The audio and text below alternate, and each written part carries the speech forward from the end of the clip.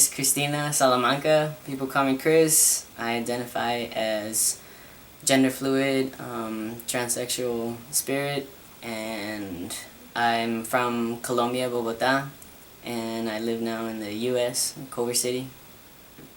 But from a very early age, like in Colombia when I was in, was it first grade?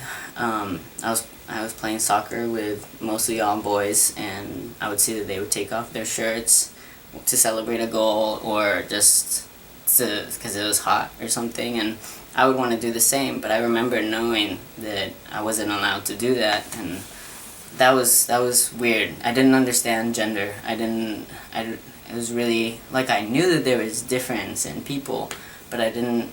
It was something that was so hard for me to grasp. So what I would end up doing is just unbuttoning my shirt, running around like this, and then like covering up like super fast so that the teachers wouldn't say anything, but they did. So that was my first clash with like, hey, your body is different. Even though I was like, I don't know how old I was, like 5. My body was not developed, like. But a girl doesn't do that. Yeah, essentially, and you don't have the permission to express yourself in that way. And that was my first clash of like, oh, there's stuff that I'm not supposed to be doing that is okay for them to do. And I think that was painful in a way that I didn't realize till later on in life. I think I came out to them, or my mom asked me if I liked girls when I was in high school. And she was the one that always like initiated the conversations.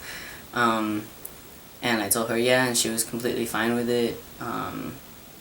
She just said, you know, if you need to talk about anything, like, you know, you let me know.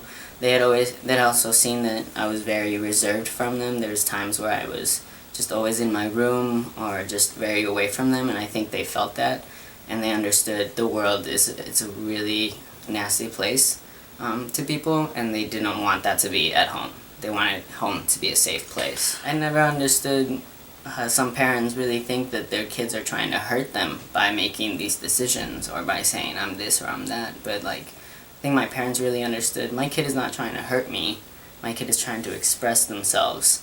And like one of the fathers in a movie that I was a part of, in a documentary, El Canto del Colibrí, that documentary was awesome, and seeing this father say, if I can't accept my own kid, or if I'm gonna be mean to him, what can I expect of the world?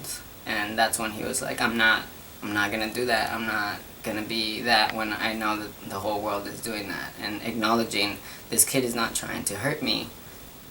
You know, they're just trying to say their truths. And if I can listen to them and just be there with them, we save lives. They have saved lives. That's constantly what you hear from our community when we have parents that just listen. Even, they don't even have to say, okay, I'm okay or I'm not okay. Just listen and be like, I'm here. Either way, you know? And we hear it over and over again how that saved their lives. It's funny, I have an in-between of like really not having confidence and having a lot of confidence, because I know that there's people that love me. So I know that no matter how the world is gonna take me, I have at least 3 people, my sister, my mom, and my dad, that are always gonna be there, that are always going to say, you know what, you made a mistake, we still love you, or you're doing great, don't listen to anybody. So having that is tremendous. Like I see kids that don't have their parents like that, and I see how confident they are in some spaces, but when it really comes down to it, they're really insecure because they don't have anybody that's going to be holding them like all the time. And I know my parents are going to eventually pass away. My sister moves on and has her own life, but I know that what they did for me as a child, it will always be there, and the relationship that I was able to build with the Creator, or just God, is a root of like extreme calmness, knowing that, okay, I've been really ashamed of being transgender, I've been really ashamed of liking female bodies, but I know at the end of the day, like, I'm not trying to harm anybody. I identify mostly with being a spirit. Never heard that.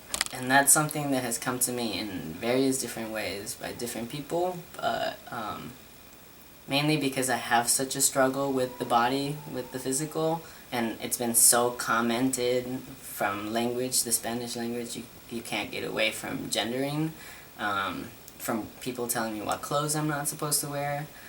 So it's something, my body has been something so commented on and so thrown in my face all the time that it becomes really hard to know how I feel about it because I have so much input that I think